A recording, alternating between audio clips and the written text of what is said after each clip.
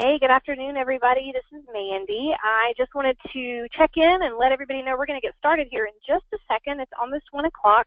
If you want to go over to the questions tab of the control panel, you can type in anything that you need to there, and I'll be able to see it. If you want to go ahead and say, hey, let me know where you're checking in from today, I look forward to it. Good morning to everybody that's checking in from the West Coast. I know there's a lot of folks who registered from the South who may not be able to join us today, but the recording of this webinar will be sent out in a follow-up email so everyone will have a chance to listen to it later. If you need the handouts, the PowerPoint is down there in the handout section. It's in the control panel, so feel free to go down and pull that out now if you'd like to. It will not be emailed, the PowerPoint, but obviously you'll see it in the webinar replay. Hello from Greenwood, South Carolina. Houston, hey Carlene, nice to see you. Oregon, Richmond, Virginia.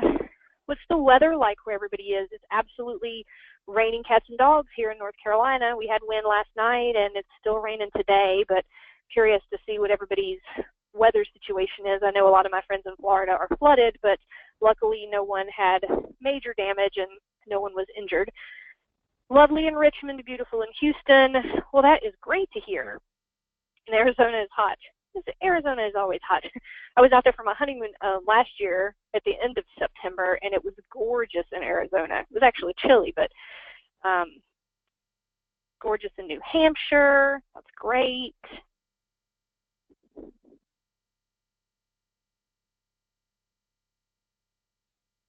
All right.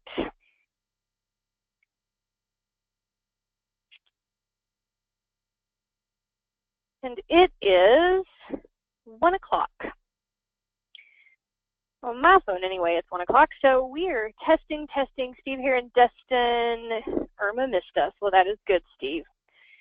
All right, guys. For those of you who haven't been on a webinar with me before, I am going to go ahead and get started. I try to stick pretty close to the schedule. I'm a little bit nervous. I went in at the last minute and upgraded my account, and for some reason it's still showing it's only going to let 100 people on the webinar, and we had like 400 registered, so I'm hoping it lets people on. Not really sure how that works, so I'll either get a whole bunch of angry people that couldn't get on, they'll still get the replay, or it will miraculously update itself here in a few minutes. I hope so anyway. Okay, such is life. We are here today to talk about grant writing, and for those of you who do any grant writing, some of this might be a review. For those of you that are new to grant writing, it won't be, but for everyone, if you have a question, please feel free to ask it. For those of you who have been on my previous webinars, you know that we will definitely answer all the questions that come through in the questions box, and we will send those out via email reply if we don't get to them online. I do take a lot of time to try to answer as much as possible on webinars, but I always answer all the questions after the fact. So don't feel like you can't ask anything. There's probably 5 or 10 other people thinking the exact same thing, so I encourage questions.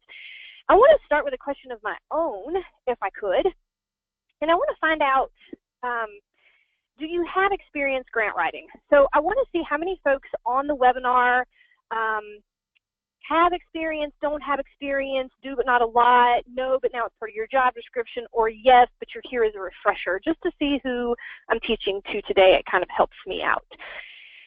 So we look like we have lots of beginners, some with no experience, some with, okay, it looks like the majority of you are brand new. A couple have experience, but a majority of you are new. What I like to do is try to keep people engaged during webinars, because I realize it's something you can log on to and then check out, do other things in your office, but I always give away door prizes, and I do that for the people that are participating and engaged. One of the ways that I can do that for you guys is to give you polls, so it helps me understand who's on the webinar and gives me a way to help select folks. We do always do door prizes, so we give away stuff for free. All right. So there's that poll. Poll must be closed. Close. Okay. All right, so that's our poll to begin with. The first thing I want to talk about is information that anybody is going to need before you start working on any grant applications. You're going to need to know the official name of an organization. Sometimes organizations have names they're known by. One of the groups I worked with for a long, long time was called Catawba County Hispanic Ministries, but everybody in town knew them as Central Latino. So when we wrote grant applications, we always had to start with the official name that was given to us by the IRS, Catawba County Hispanic Ministries, and then also known as. Oh, give me 1 second. Yeah, it did not upgrade my account, and apparently there are people getting kicked out. That is not cool. Okay, well, such is life, and there's nothing I can do about it at this point. I will send a follow-up email to those folks, and that is nothing I can do. Official name, tax ID number. A lot of foundations will not accept a proposal if you do not have your tax ID number back from the IRS. Maybe you have your paperwork in process, but you haven't actually received it, that it's been approved or denied or whatever. Foundations won't accept proposals most of the time if you don't actually have that in hand. So know ahead of time if you're working on getting your nonprofit status that you might have to wait till it officially comes in before you can do this type of fundraising. There's other types of fundraising you can do in the meantime. There's other kinds of planning you can do for your organization, but that might not be one of them. You're going to need to know your date of incorporation. Sometimes people will say, what about the day we started providing services? Because sometimes services are started a couple of years or months before a group decides, hey, you know what, maybe we should become a nonprofit. Maybe we should do this or that. And when you're asked for the date of incorporation on an application, you actually have to list the date that you were incorporated through the IRS as a nonprofit. So you need to know that date. If you're ever going to apply for state or federal funding, you need a DUNS number. Okay, a DUNS number is free. It takes about 48 hours to get online, but you have to have it to apply through grants.gov or any of those federal agencies. If you're not really looking at federal funding, then you don't need to worry about that, not at all. And if you don't know if your organization has one, it's sort of like a Social Security number. You can't get two of them. So if your organization already has one and you start going through the process of getting one, you will get stopped at a certain point and be like, oh, we see that this organization already has the DUNS number. So you get to that point and move forward. You'll need to know your mailing address as well as your physical address, your phone and your fax if you have one, and then social media information. Sometimes social media information is requested. If you don't have social media, like you don't have a Facebook, Twitter handle, Instagram, you don't have those things, don't create them for an application, you know, unless you're applying to like Facebook or something for money. But if you have them, they're wanting to see that you have followers, that you're posting relevant information, that you have community support for your organization. So like I said, don't create one and then just put it in there, because you're not going to have a history of content and a good number of followers and things like that. The other information you're going to need is a mission and a vision. So you're going to need to know what your mission and your vision are and the differences. A mission is what you're doing right now to help accomplish your greater vision. Let's say your vision is to end world hunger. Well, your mission might be that you have a soup kitchen and you provide meals on a regular basis. Or maybe your organization does a backpack program with the local schools. Or maybe you have a food truck and you deliver food to food deserts so people have healthy foods. There's lots of different ways that you could be working on accomplishing that mission and your vision. Your mission can change over time. Your services can change over time. But ultimately, unless you accomplish it, your vision should stay the same. I'm also going to show you guys some free resources towards the end of the webinar that will help you with some activities. Like we have a whole page on how to create your mission and vision, what they are, what they should state, and you can do that with your board or your staff, and it's a free download from our website. So I'll show you where you can find those sorts of things. You'll need to know your fiscal year beginning and end date, because a lot of times as you start doing grant research, you're going to see that let's say a request for a proposal is due September 5th. Well, if you're one of those organizations that has a September 1st to August 31st or August 30th deadline for your budget, then you're going to want to talk with a program officer about what is a current year budget, a last year's budget, a next year's budget, depending on what they're asking for you to provide in your proposal, because you don't want to submit it the day it's due. You want to get it in ahead of time. So if you're submitting it August 28th, technically you're still in your current fiscal year, but it's going to end in 2 days. So what kind of information does that program officer want you to submit? Relationship building is the most important part of all fundraising, and grant writing is no different in that perspective. You want to make sure you're building relationships with program officers at foundations, so when questions just like that come up, you can pick up the phone and call them or shoot them an email and ask them that question. You want to know your annual operating budget.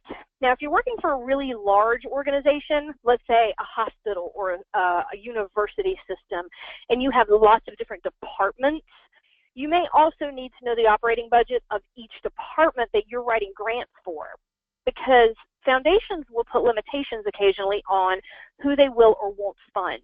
For example, the William Randolph Hearst Foundation in New York does not fund organizations that do not have an operating budget of at least $1 million or more.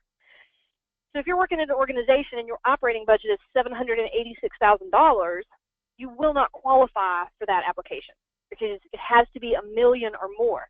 If you don't know what your operating budget is and you read the whole application, you may be like, oh, this is a perfect fit for what we want to do. And then you start working on an application that you really aren't qualified for, then you've wasted your time. It really helps to know your operating budgets. What are the programs that you offer? You want to know the ones you're writing for, as well as at least a cursory knowledge of the others, because when you talk to a program officer, that initial conversation might seem something like this.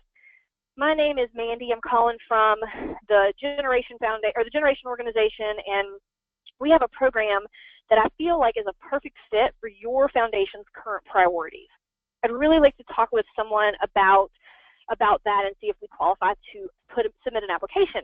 So then you get on the phone with the program officer and you explain to them why you feel like you're a good fit based on the research you've done, how much you need for your program or your project, and then ask them if they feel like that might be something their board would consider supporting.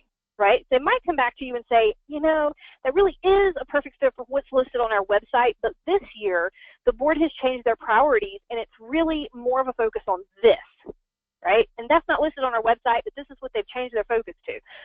If you know the other programs and projects that your organization has going on and one of them is also a perfect fit for that, then you can switch your conversation and say, oh, I wasn't aware that that was what you guys had switched your focus to, but we do actually have a program that encompasses that area as well. Could I talk with you about that?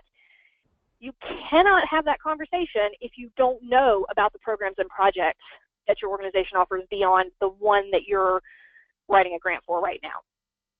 Clients served, you're going to want to know who you serve, who you don't serve, and why, okay? If you can only serve people that are residents of your county, you want to be able to say that and why that's the case. Is it because you receive state funding that mandates that you only serve people within a certain county? Or are you only working with women because of a particular reason? Is that part of your mission? Are you only working with children, and if so, is that of a particular age? Do you only work with, I used to work at a group home for teenage boys. We only took boys who were 12 to 17 years old. Nobody younger, nobody older. And there were reasons for that with the way the foster care and the social services system was set up here at the time. So it's very helpful so you can answer questions for potential foundations when they come to talk with you about why you do serve that group of people. All right, so this is a free link on our website that will help you figure out if you have all the other pieces that you need to have ready for submitting grants. I mean, it's a pretty big checklist. We don't have time to go over every individual piece on this webinar, but if you want it, you want to pull it off, it will really help you, and it breaks it down by section. So there's a section that says financials, and you need things like your last 990, your audited financial statement, your year-to-date P&L, et cetera, et cetera. Then there's another section that says board readiness. Do you have a list of your board members? Do you have their addresses and their affiliations? Do you have the percentage giving of your board from last year, et cetera, et cetera? So it's a really helpful checklist. If you'd like it, you can go there. It's just a free download. I put the link there so everyone will have it in their PowerPoint slide. All right, I'm going to look over real quick at the questions list.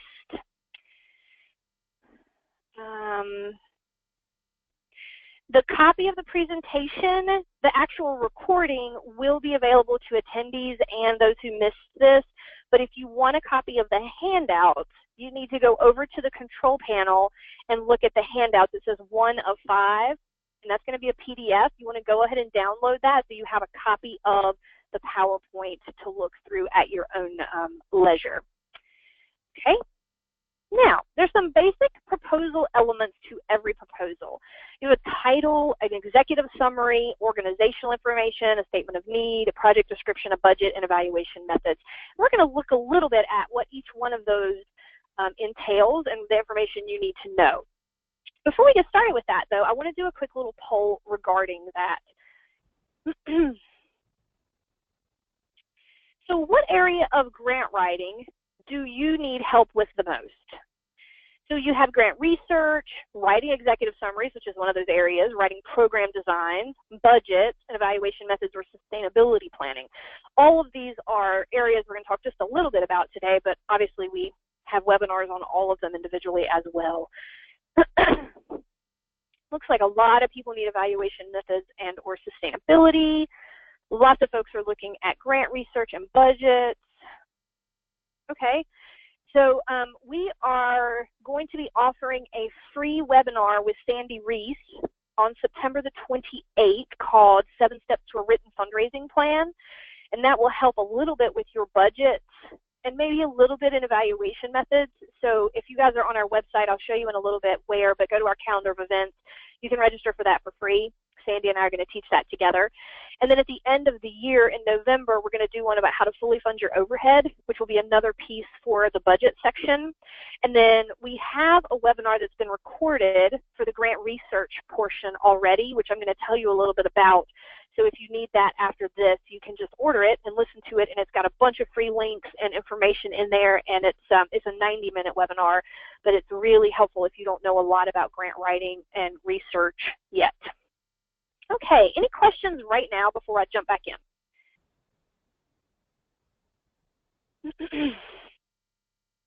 Looking at the questions, looks like everybody's pretty good. Awesome. Okay, so we're going to talk about the executive summary for a second. Executive summary really needs to be coherent. It needs to be short. We're looking at a page here.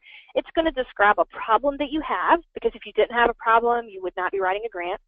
You're going to have a few key descriptors of your program or your project, and a program is just a long-term, projects or short-term.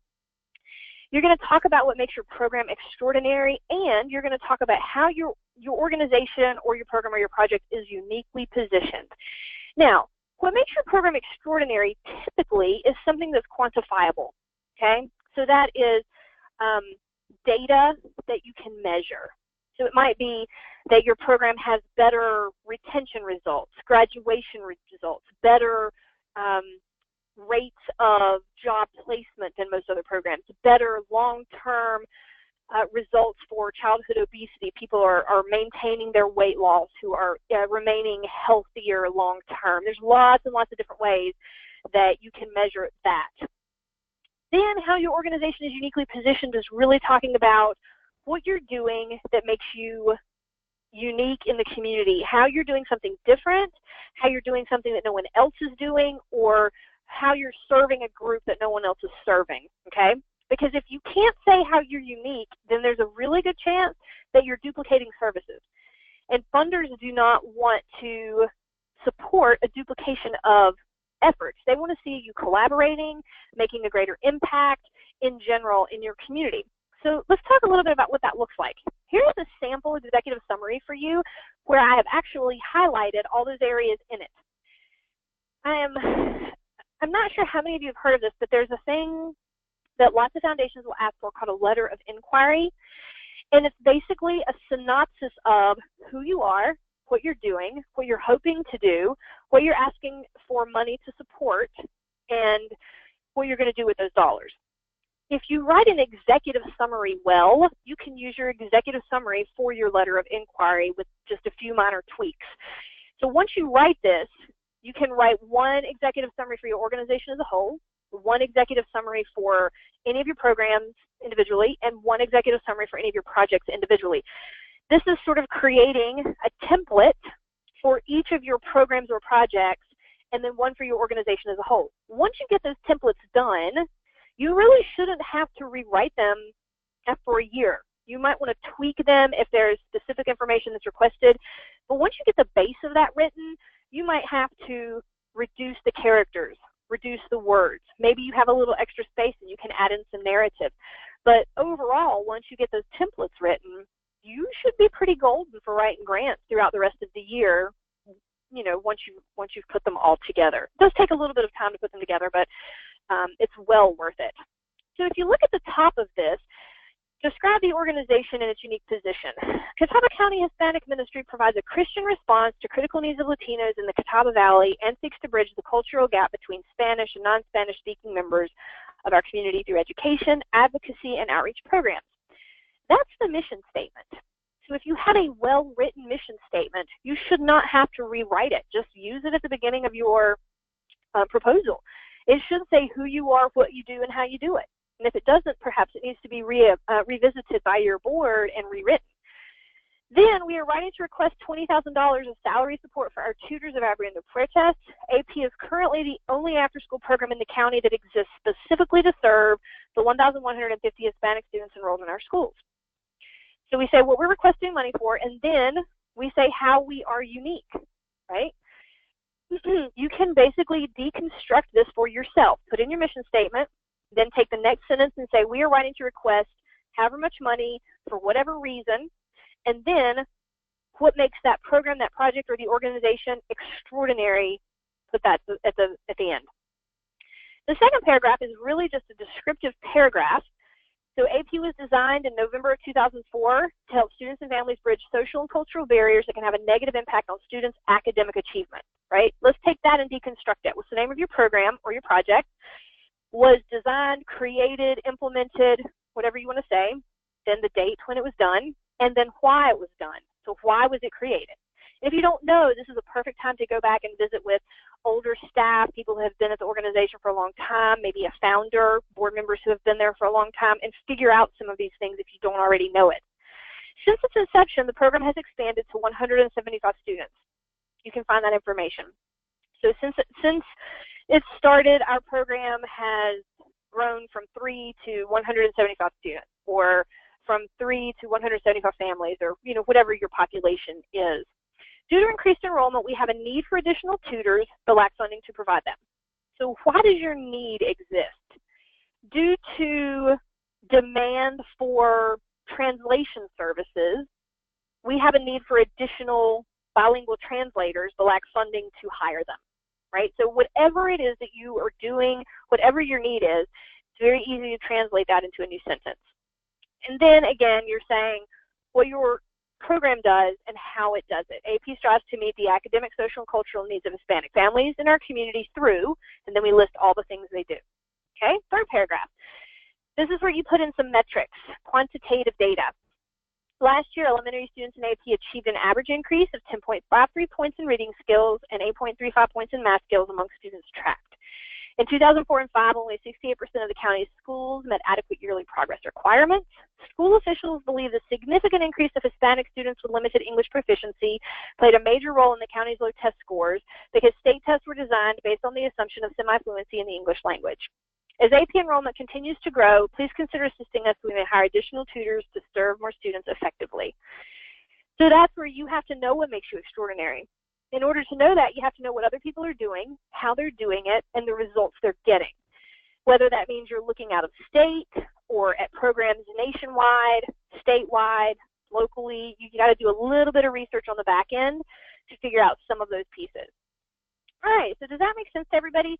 I'm going to go look at the question section real quick. If you have a question, now is the time to pop it in there.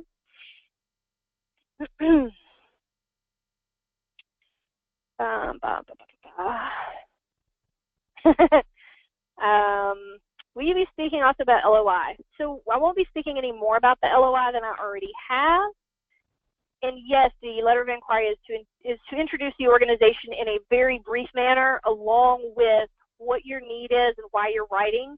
That way, a foundation can decide, does it seem like something we want to give them an application to apply for? Does it seem like something we would support? And if they don't think so, they won't let you apply for the whole, they won't let you fill out the whole proposal because it would be a waste of your time to write it and a waste of their time to review it. So it's a great process. It saves you time.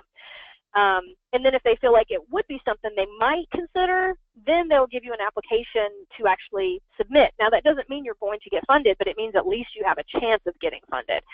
So I really enjoy it when foundations choose to do an LOI process instead of making you fill out the whole proposal ahead of time.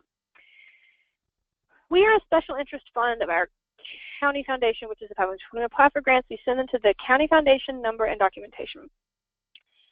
Questions come into play. Any suggestions for contacting an organization that only accepts correspondence through email?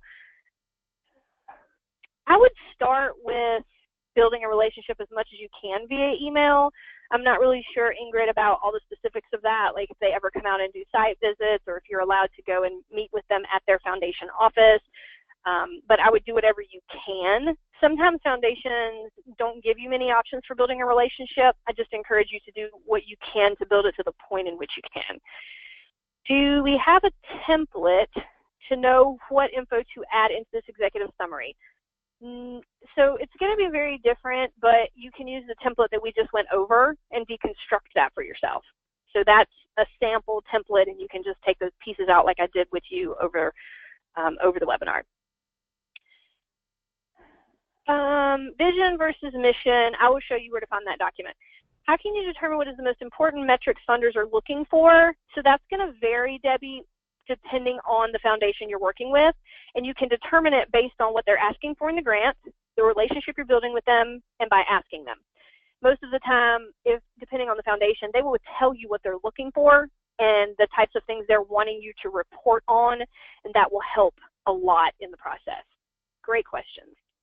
All right, so let's look at organizational information. There's some information that you're going to want to make sure you have in all of your proposals: your official name, which we talked about earlier, a brief history of the organization, you know, brief history being who you are and how you got started, basically. If you're an organization like the Boy Scouts or the Girl Scouts that's been around forever, then that a lot of people know the organization, may not know how it got started, but again, you don't have to give 100 years of history. It needs to be brief. The major programs and primary activities, mission or vision, whichever is most relevant to this particular foundation. Any partnerships and collaborations that you have, because foundations really like to see that you're partnering and working together with your community. Awards or accreditations, if they are relevant to this particular proposal. And then the number and capacity of your staff. You know, how many staff do you have? What can they accomplish? A lot of grants are capacity building grants. So if you're talking about needing to build your capacity, you want to be able to talk about, this is where we are, this is what we can do. But if we were able to hire the staff or increase the staff's hours or whatever, this is what we could then accomplish. So you want to be able to include all of those pieces. And these are some questions you're going to want to consider when you write your organizational information. How are you going to introduce yourself and your organization? Are you going to say you're the executive director of the leading children's hospital in a tri-state area? Or are you the only organization that provides this service? Or are you the founding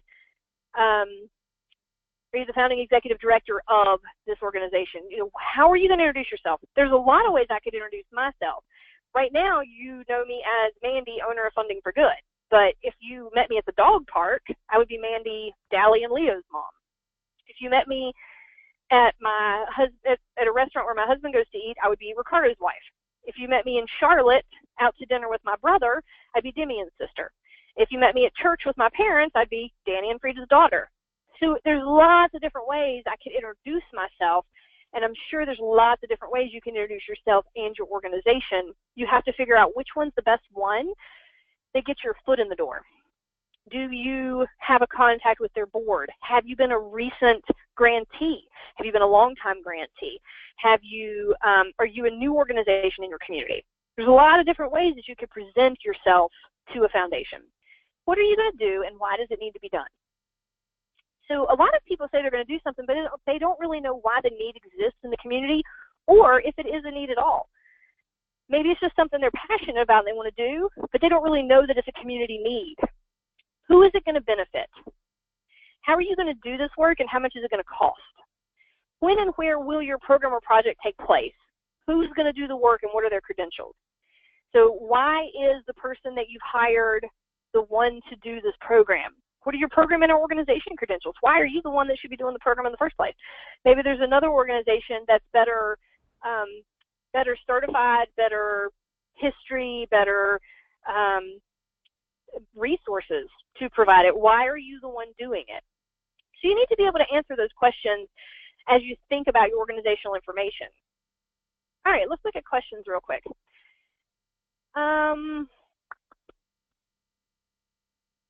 For the template, oh, so Megan, it's not about what goes where, it's about putting the information in a format that makes sense, that flows nicely, and includes all those pieces of information. There's no like cut and paste and put this sentence here and put this sentence here kind of template for grants. I show you a well-written template that we've used. All of these are actually grants we've written before and have received funding for, so you can see this is what a successful executive summary looks like, and then you can figure out how to deconstruct that. Just take the sentences apart and fill your information in. Have you ever reviewed grants for U.S. Department of Education or Foundation? Yes, I have. Are these questions a part of the LOI or executive summary? It depends on the foundation. So every single foundation has a different application process. They ask different questions. They have different formats and templates to put the answers into. Some are handwritten, some are done online. So every single one is a different process. It's following instructions, reading the questions, answering them in the format they give them to you. Sometimes they're going to say, you have 2,000 characters to answer this question, or you have 1,000 words to answer this question, or you have 2 pages to answer this question. They're all different instructions.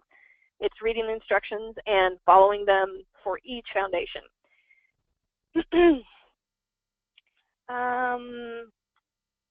Let's see. We are very new and require immediate funding for our rescued horses. So Penelope, the average grant process is anywhere from 6 to 9 months. So it can be shorter. Like if you went to the Walmart Giving Foundation, you might get money the same month if you catch them at the right time and they haven't already given out all their dollars for the year. That could be a quick turnaround. But you can also pretty much guarantee that a lot of processes are anywhere between 6 and 9 months. That means from the time you find the grant to submit it, that it's reviewed, that awards are decided, checks are written, and you have money in hand, it can take you anywhere from 6 to 9 months. Part of that process at the very beginning is finding the applications and learning when they're due. Like I might find an application for somebody today, but okay, perfect example. Last week we found a grant for one of my clients' hospital system that is amazingly exactly what they need for this very specific project. One thing they need to purchase, that's what this foundation funds, and it's a perfect fit. Well, the grant doesn't open until October 1st, right? So we found it at the end of August, and it doesn't open until October 1st. Then it closes in the middle of November. Then grants are decided in December. They get money in February. So from the time we found it in September, October, November, December, January, that's 5 months, February. So, you know, we might know it exists. We might not be able to apply for it. And then even after you apply for it, you might have to wait for the funding before you can purchase whatever it is that you need to get. Is there anything specific that we should be noted when requesting grant money for a private animal rescue? Well, that's kind of a really specific question, Lori, and it depends greatly on the request and the foundation and all that type of information. I don't have an exact answer for you. Okay, based on everybody who has currently been participating, I am going to pick someone to, this is our door prize for today. We have a book that we wrote called Grant Writing What the Pros Know, and it's the 50 things that I wish I had known before I started writing my first grant. It's the 50 things that people ask me the most often, and it's just a handy reference guide. So someone is going to get that sent to them today in the mail, and who is that person going to be? I am going to look. So that person is going to be, I'm going to say this wrong, so I apologize ahead of time, Regine Francois, I believe is the correct name. If you would be so kind as to put your mailing address in the question section of the control panel, I will get that out in the mail to you today. And anybody else who's interested in that book, it is available on our website, fundingforgood.org/store, and you can go in there and get it. We have a PDF that you could have sent to you on the email, or we can also mail you a hard copy. But it is there if you are needing it. All right, so let's talk a little bit about, let me make sure we want to talk about building blocks of a statement of need. So being able to express your statement of need is very important, explaining to the donor what it is you're looking for and why it is you need that. And there's 3 pretty specific pieces to that: why the need exists, who has the need, and some data and statistics that will support your case. Here is a sample statement of need for you.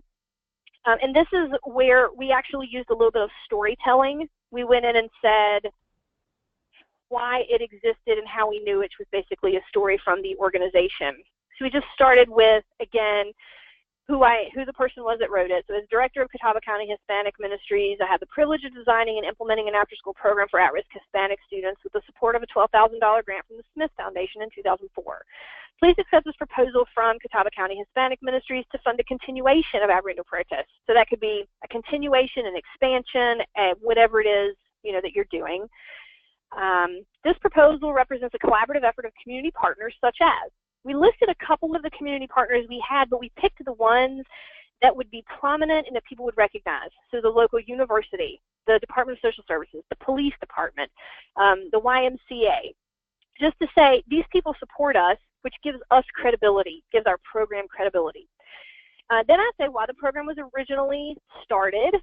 We talked about this in a previous section, so that information has already been compiled somewhere. I can tweak it. And then we told a little story. This is how we know the need exists. Yours might be data and statistics. It might be because it's a trend across the country. It might be something specific to your area of the country. But for this particular grant, recent members of our community and law enforcers have been coming together to combat an influx of gang activity. Within the last 2 weeks, we've had 3 Hispanic families come to our program seeking help for their young teenagers who stumbled into their home, drugged up and beat up after a night of partying and gang initiation. These parents depend on our program because not only do we understand their culture, their struggles, and their fears, we are also able to effectively link them to community resources so their children can receive the support they so desperately need. Now, you can tell your story, whatever it is, however brief you can make that. And then you can also take this third sentence out and say, the part where it says these parents depend on our program, so maybe it's these animals depend on our program, the community depends on our program, these children depend on our program, these veterans depend on our program, whatever the group is you're serving. Because, why do they depend on your program? Because not only do we do this, but we also do this, or we effectively link them to this. So take that sentence, deconstruct it, and figure out what it is you do and how you do it, and plug it in there. Should the Abriendo Purchase Program receive funding, our community partners are committed to helping us offer these young people the services they need in order to succeed. And then we just follow it up with basic information and how to get in touch with us. All right. If you can fill out each one of these gray boxes with about 2 bullet points, then take those bullet points and put them into sentences, you're going to have your statement of need ready. Okay, so what's the need or problem? And it could be multifold. It could be we have an increase in the Latino population, but we have a 30% increase in the Latino population in Catawba County. And then the other thing could be because of this increase, we have an increased demand for translation services, right? So your issue can be more than one specific thing. It can be related to something else. Who has the need or problem? Why is it a need or problem? What will happen if the need or problem is not addressed? Okay, so if nothing bad is going to happen if this need or problem is not addressed, then foundations may look at a more critical need first for funding. So make sure that you know that A, it's a community need, and B, what's going to happen if it's not addressed. And then how do you know that information? And it can't just be because your executive director told you so. You have to have a little bit of information, statistics, data to back that up. Okay? So who has a question about that? I'm going to go over to the questions box real quick.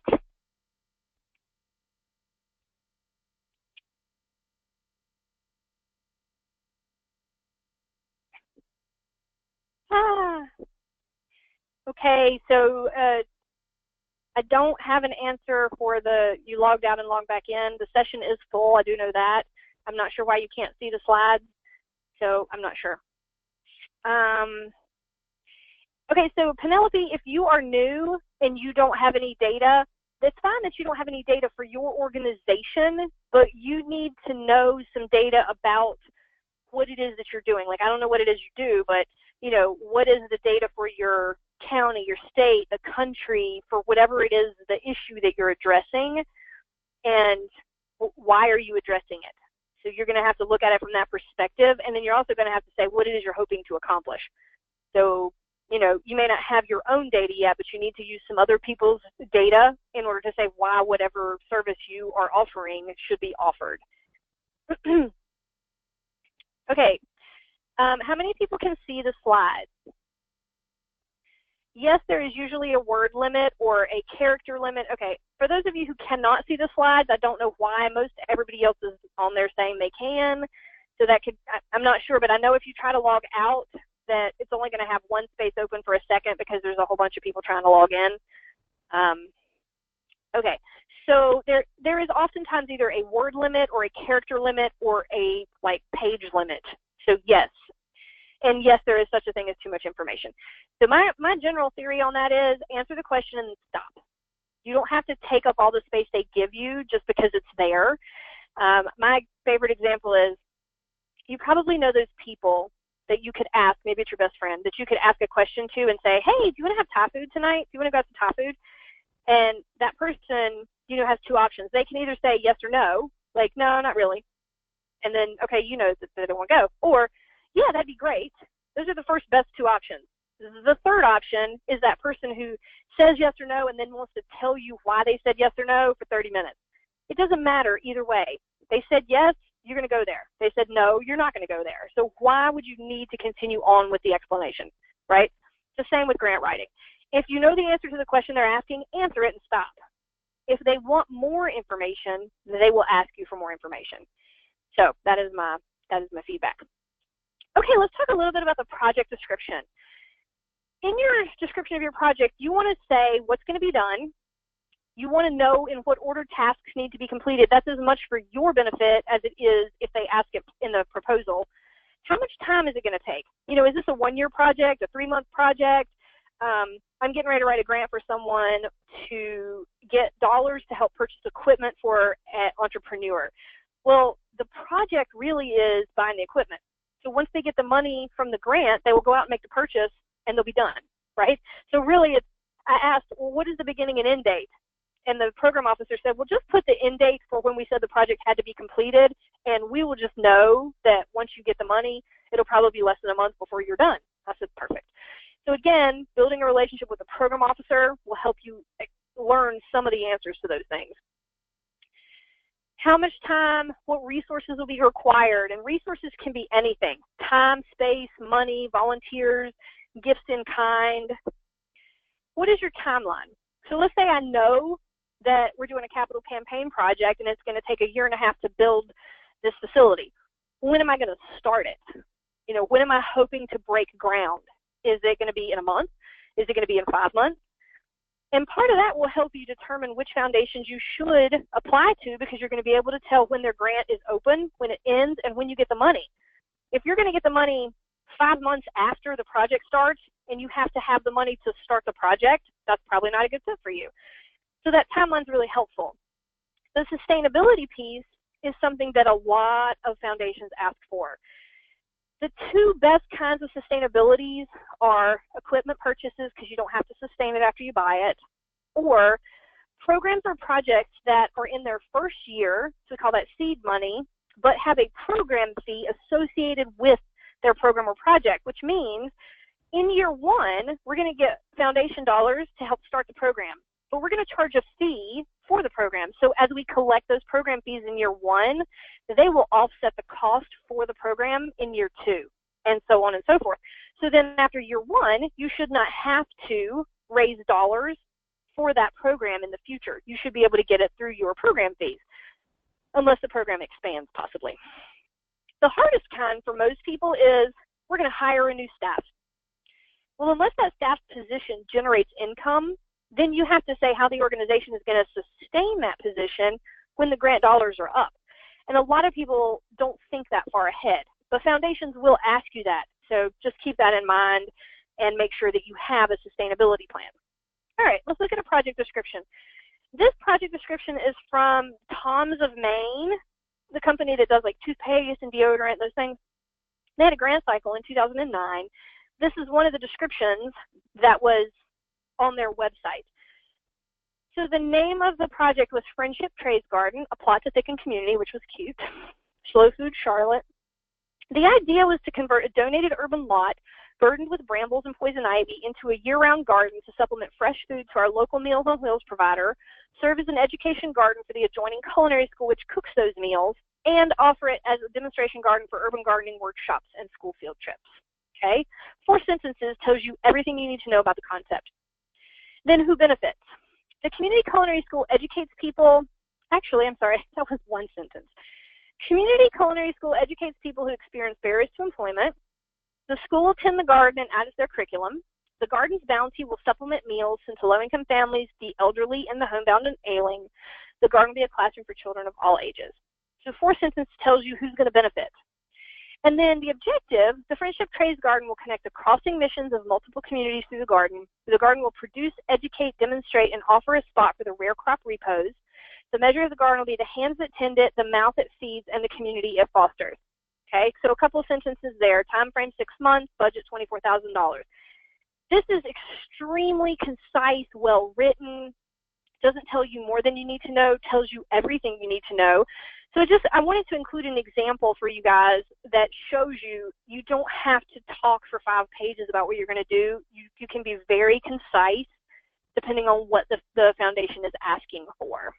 Okay? I'm going to go look at the questions section real quick before we talk about goals and objectives. All right, let's scroll up a little bit. When using data, what kinds of data are required? Completely depends on the foundation and what they ask for. How do you make it credible? Does it need to be quantitative or qualitative? It needs to be quantitative. Most foundations do not find qualitative data like something that they want as a measurement tool or evaluation method. You want to use qualitative data for building a relationship. You know, sending an article, sharing something on social media, that kind of thing, but not as a measurement tool. Couldn't come back in full, had to unregister and go back in and quickly get in. Okay, Martha, I'm glad you're with us again. Do you know of anyone who has taken the verbiage of their grant letter and used it for their year-end appeal for regular donations? I don't know anyone that has, but I don't know why you couldn't. Good question. What timelines? How do you know how long it will take if the program hasn't been completed yet? So if it's a program, Megan, typically programs are ongoing. So there's not really a deadline, but if you're writing a grant and they tell you that it has to be completed by a certain date, then that's the date you're going to end it, because that's your measurement timeline for reporting on how you use that grant money. If it's a project, you should have an end date. Projects are short term. There is an end date. How does one build a relationship with the program officer if you just found out about the grant? Well, email, phone calls, visits to the office, just depends on the location and your initial set of questions. You should have a questions list before you reach out to a foundation, which means you've already researched their website, you've looked at their 990s, you've done all the research you can on that foundation, and then looked at the application. And then you have a list of questions, things you couldn't find the answers to, things you thought of, etc. And then that's what you call and start with the program officer, or email, depending on the foundation and what they may have said in their guidelines. Sustainability, a tricky question to navigate.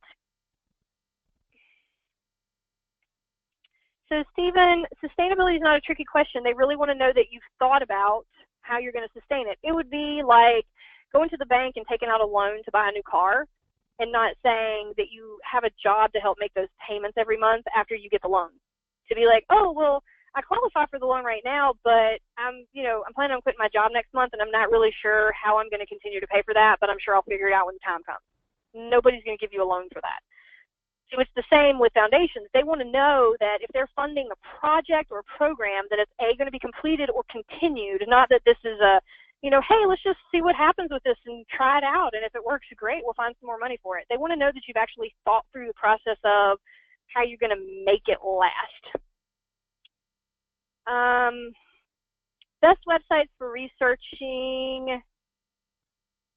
Where did that go? Hold on. For researching.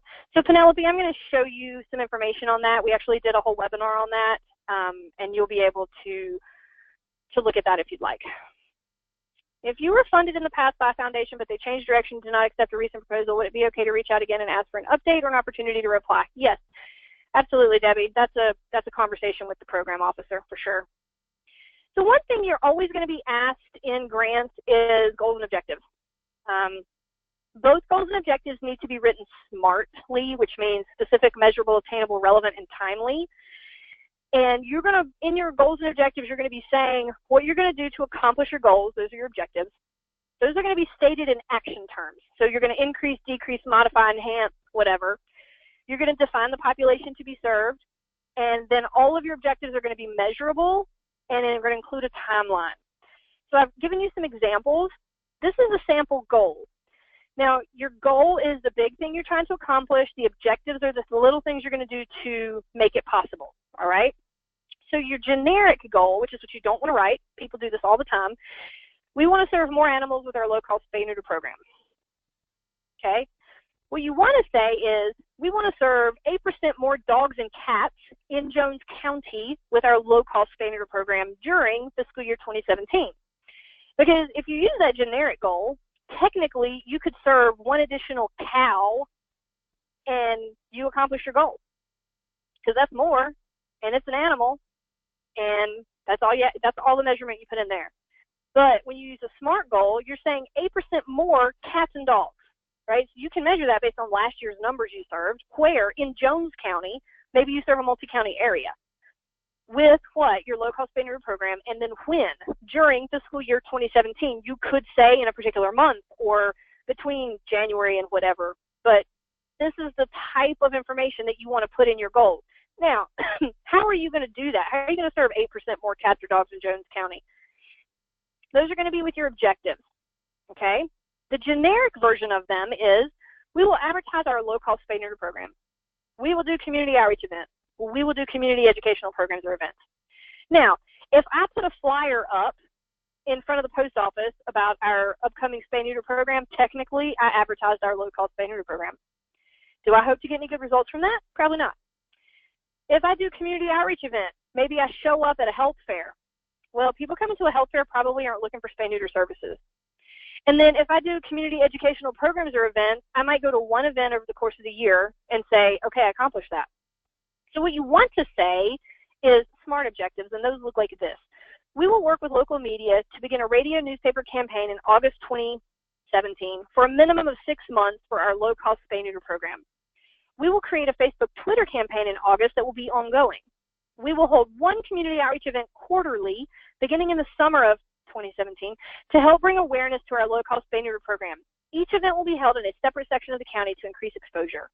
And then we will hold or participate in a minimum of 6 community educational programs or events annually to help educate, inform, and empower the community on our programming beginning in September, again, 2017.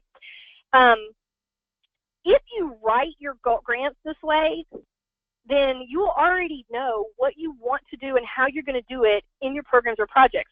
So if you get hit by a train after you submit this grant, no worries. Everybody knows what they're supposed to do and how they're supposed to do it, okay? Ideally, your programs would already be written this way, so you as the grant writer wouldn't have to create this. You could just take the program design from your staff, and you could use the goals and objectives that were already written. All right, those are goals and objectives. Who has a question about anything we've covered so far? We've got 9 minutes left, so I've got a few more things to cover. I'm going to skip questions for just a second. I want to do this poll real quick. We'll get back to the questions in a second. Okay, last poll. Do you need help learning how to find the foundations that want to support your work? Okay, so yes, you do. Nope, you've got that covered, or maybe you do and you're just not sure yet. Just want to kind of see where everybody is on that, because that's usually the question that comes up towards the end of this webinar.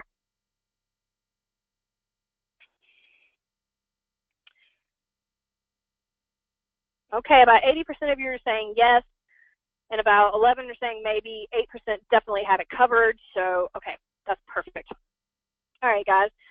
So we do have a webinar that we've done a couple of times this year, and we recorded the last session of it last month, and it was on grant research. If you are interested in that, it's 90 minutes, and we actually saved the recording and put it in our store. It's the exact same price as registering for the webinar. There's no additional cost there. It's $37. So if you are interested and need that, it can come to you as soon as you register for it. And until September 28th, we have a free 24-hour code that will allow you access to the Foundation directory online, so you can do research from your home or office. That code expires September 30th, which is why we're only leaving the webinar replay up till September 28th. But it is all the information you need to get started. I actually take you to Foundation directory online and show you how to find the locations that have free Foundation directory in your area. I show you how to use the software. I give you the webinar beforehand of all the questions you need to know before you start your grant research. So it's a really great tool. I just decided to do that instead of doing the whole webinar again for everyone and making you wait. So if you want to sit at your house this afternoon in the rain, depending on where you are, or the sunshine, and go ahead and listen to that grant research piece, you can be done and go ahead and get started. So budgets. Budgets are scary for some people, but basically your budget needs to be well prepared and justify all the expenses that you've mentioned in your proposal. And here are a couple of parameters that you will want to consider as you prepare your budgets. The duration. Is it a 1-year budget, a 2-year budget, a 6-month budget? How much are you asking the donor to support? So if you have a $100,000 project and you're asking a foundation to give you $25,000, you're asking them for 25% of your budget, right? What's the level and resource commitment from your organization? Do you have dollars to commit? Do you have space to commit? Are there in-kind contributions? What is the number, identity, and level of commitment of collaborating organizations? Someone else giving you space? Someone giving you product? Is someone giving you staff? Is someone giving you sponsorship? Be sure that you have those commitments detailed, partnership agreement letters, so you have it in writing. Be generally specific in your budgets. By that, I mean, don't write a line item that says postage for $1,000, right? Instead, put marketing materials.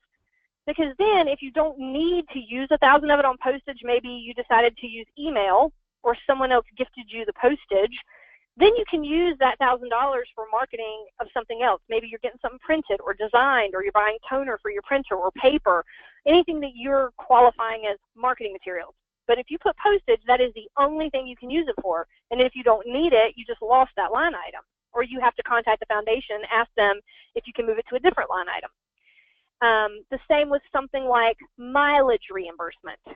Well, if you use the phrase travel reimbursement instead, then it can be for anything that you include in travel, not just driving mileage. It could be an Uber or a plane or train ticket or hotel room or a rental car. So, you know, give yourself the opportunity to use the dollars as generally as possible with whatever you're using as your descriptions for your budget line items. Create reasonable forecasts. For example, if you have a multi-year grant and you've hired a staff, make sure that you've written in raises for each year, cost of living increases of at least 2%, things like that. Anticipate change and then be consistent. Don't create one budget for one grant that makes it look like you don't need as much because you don't think that foundation can give you as much, and then create a different budget for a different grant, making it look like you need more because you think that foundation can give you more. You always have the same budget. You just ask each foundation for a different amount, okay? And you can definitely submit the same request to multiple foundations because it's not likely that everyone's going to, or that anyone's going to fund you at 100% regularly. Okay. Any questions on that?